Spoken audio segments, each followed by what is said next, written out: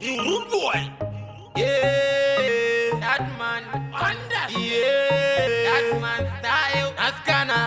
We see.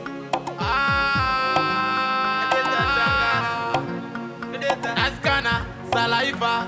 So Bamba Japi. Yango Yagurat Saunyanzi. We see. Askana. Askana Mangwana. Rume. Lisinga Nyeberi. Rori Nagat Nyebera. Kuti Baby Dictore. Nijiti kumba kwedu kune marori. Wauya waona kuna long story. Saka baby min do sorry. Do sorry. Do sorry. Kananda puka maiwe usanshore. Chimira kuchema karamba uchichema. Msero nusu tema. Dai washiba akunguwa egu fema. Apana pata itarudo rwegu krema. Dosha wapo chitoshi appreciator. Dai nakirwa niwe panda ikuketa. Apana shakanaka shichaita beta. Venyu wakanaka pepe unouya later. Rume lisinga nyeberi rori ndaka kunyebera. Kuti baby Dictore. Nijiti kumba kwedu kune marori. Wauya waona kuna long story.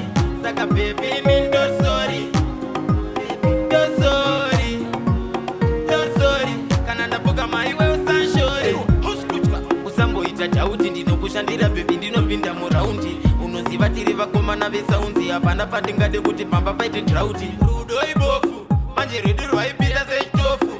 Chiro zvangu ini ndisiri mhofu. Chandaishuwira kutoko kupa lofu. Changwala.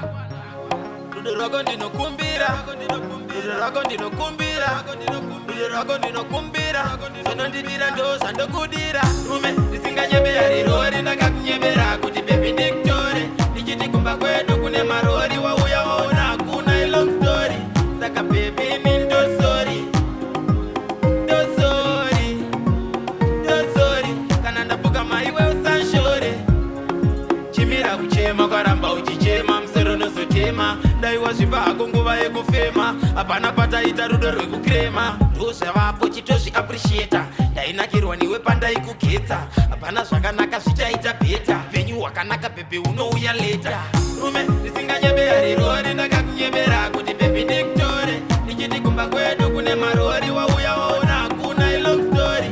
Saka baby min do sorry. Do sorry. Do sorry. Kana ndapuka maiwe usanshore.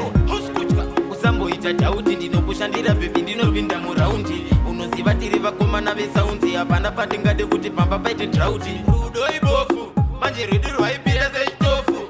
Chiro zvangu ini ndisiri mhofu. Chandaishuwira